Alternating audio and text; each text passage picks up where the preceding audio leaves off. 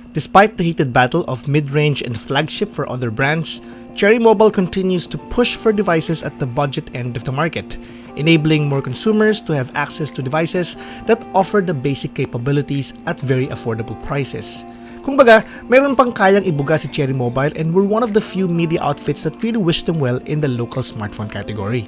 What's up guys, this is Gian of Gadget Pilipinas, and this is our unboxing video of one such example, and this is the Cherry Mobile Omega HD Duo.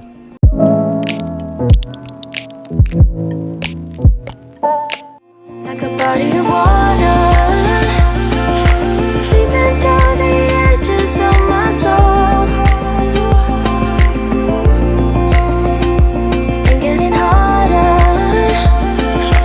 It was never under my control, you know.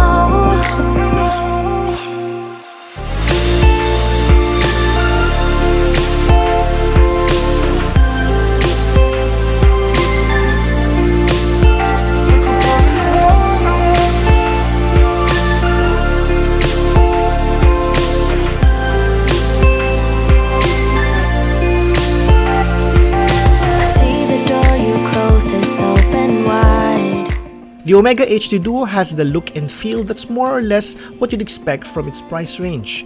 The display measures 5.2 inches with HD resolution. Papasa sa amin ng quality, and we can't wait to test it further para mapatunayan namin ang first impressions.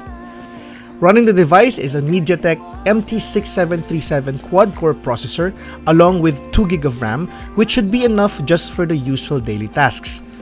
Kung balak mong maglaro ng PUBG Mobile, Vainglory, and other games that require high-caliber specs, baka hindi ito ang para sa'yo. For photos, the Omega HD Duo has a 13-megapixel rear camera and an 8-megapixel front camera. Quite a rarity these days, its back panel can be removed to gain access to the SIM slot, the microcard slot, and the removable 2560mAh battery. Madalang makakita ng ganito ngayon. The phone runs on Android 8.1 Oreo, and while there are still a few Cherry Mobile apps pre-installed, much of the interface remains stock or close to it. For some reason though, navigating the user interface isn't as smooth as I expected. It may just be a software glitch though na pwede namang sigurong ma-fix via software patch. Overall, this isn't a device that will wow you on anything, but for someone who just needs a decent all-around device for social media, music, and other basic tasks, this one might be worth a look, especially for its $4,999 price tag. I just really hope that they fix that laggy user interface.